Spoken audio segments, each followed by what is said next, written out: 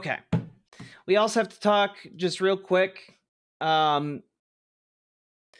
A particularly dangerous executive order that, well, we have to talk about executive orders, I guess, right? So, folks, I think going forward, we're going to have to do a couple of things. We are going to have to recalibrate how we respond to executive orders. Because one of the things that I think people have been doing, and I think it makes everything a lot scarier to deal with, is attributing a lot more power to Donald Trump than he actually has. And what I mean by that is Donald Trump has essentially started using executive orders as long form tweets that everyone has to pay attention to. And I think the solution here is maybe paying a little bit less attention, giving him a little bit less credibility.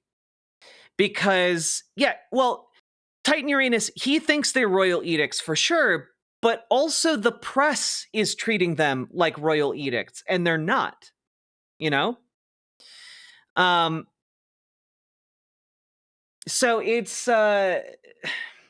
that's something to keep in mind, right? Now, a lot of the executive orders coming out are just blatantly illegal. They're going to be smacked down in court. But one of the things for our own sanity is we need to be able to build up the media literacy required to look at something and be like, yes, this is going to be challenged in the courts. Let's not worry about that until the courts rule on it. Because otherwise, we are going to be constantly on edge about anything he says. And the last thing we should be doing is paying undue amounts of attention to what Donald Trump says. Because again, have you listened to him talk for like longer than 5 minutes? Dude is like barely hanging together mentally. Like he's like he's on the golf course. He's grilling and chilling. Okay. And the other part of this is you need to recognize what is actually actionable and what is not. What do we have the ability to actually push back against?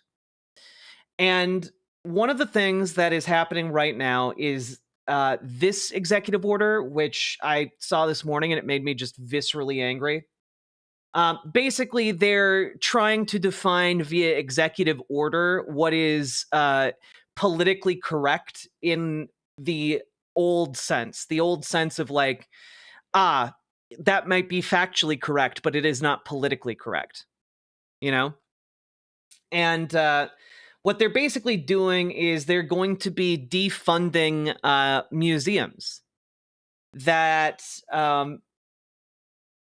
advance ideology that they don't like. And you can kind of understand what that means. They in the executive order it uses language like corrosive ideology, but it's like Black history. It's like women's rights history. It's like indigenous history. It's like all that kind of stuff. Non-white, non-hetero, non-cis history, and that is infuriating. But one of the things you can do and should be doing in the face of this is start making your own collection of the stories and narratives and information that are important to you, your culture, your background, your family. Start making your own archives of that. And if you have niche interests and you have like niche resources, start pulling those together, you know? Make like a hard drive you have, like your archive for that kind of stuff. Because this is not always going to be the case. But what they're trying to do is eliminate a lot of this stuff. And they can get rid of it a lot easier than it is to create it or to preserve it.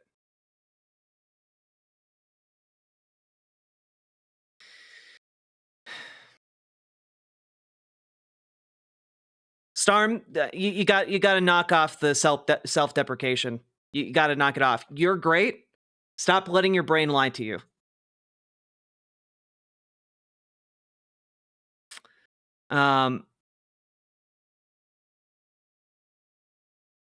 Destroyed a ton of information. Yeah, I mean that is essentially what they're doing. And my hope is that these museum staff are going to preserve these works that the Trump administration seeks to destroy.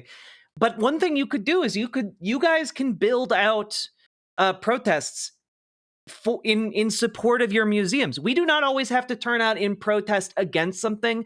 We can turn out in protest for something. And so consider getting a group of your friends together to go and protest for the museum. You know? We need to show that these museums, these cultural institutions, these archives of our history and our past and our achievements, that they are preserved, that these narrative elements continue and are able to be contextualized in the future. Yeah, you can make it a fun thing. Like, make it a thing where you and your friends go to the museum, you walk around, you enjoy some of the exhibits, and then you go out and protest. You can even do shifts. You can do shifts to like have people outside protesting, and then you get a walk through the museum for a couple hours. That's a great idea. I think that's lovely.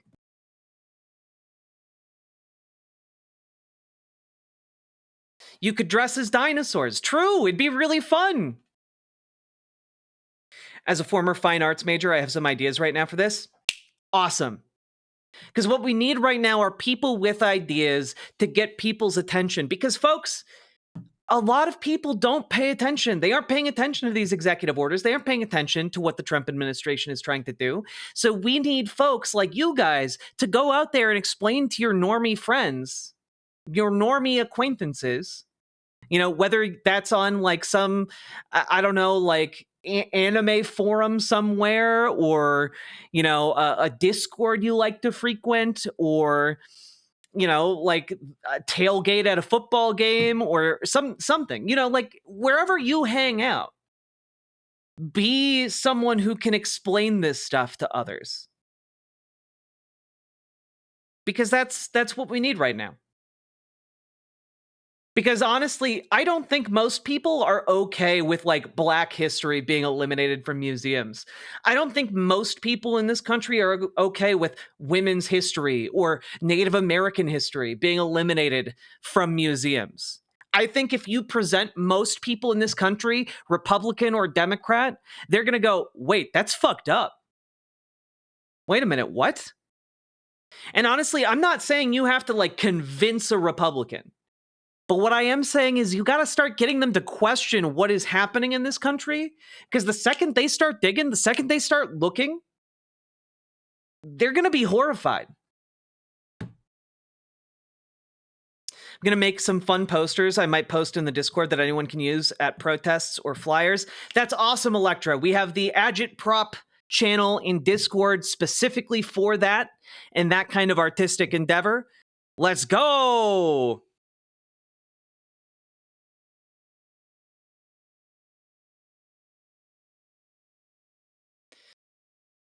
Like, how do we fix society at this point?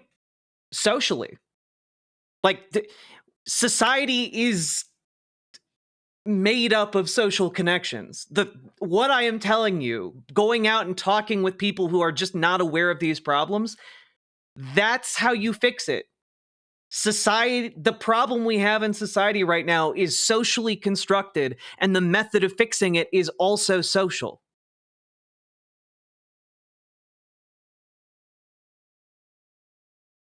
But people are lazy and unempathetic. That's just incorrect. The entire basis of human civilization and survival is empathy, cooperation, and mutual respect. The entire thing that makes us work as a species is the fact that we work together. And in fact, you can look up studies about this. In times of crisis, in times of disaster, do you want to know what happens? people get more empathetic, people care about each other more, and people work together more. So what I'm asking you to do is the same thing all of our ancestors did to get us out of every single natural disaster or man-made disaster that has ever befallen our species. What I'm asking you to do today is no different than what we have always done to fix our problems. When we talk about a grassroots movement, and that is what we are talking about right now,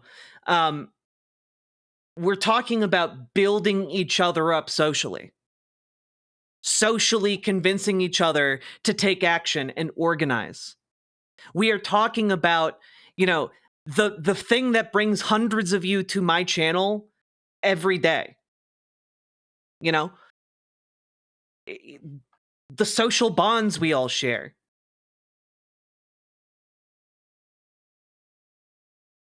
Do not delude yourself about what human beings are. Because the people who want you to believe that human beings are fundamentally selfish, lazy, those are the people who are trying to oppress us. The people pushing that narrative are the people who wish to benefit from our inaction.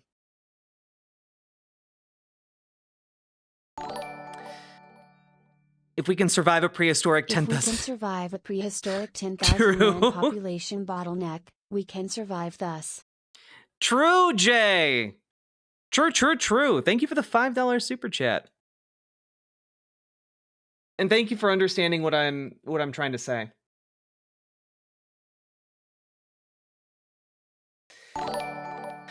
Oop.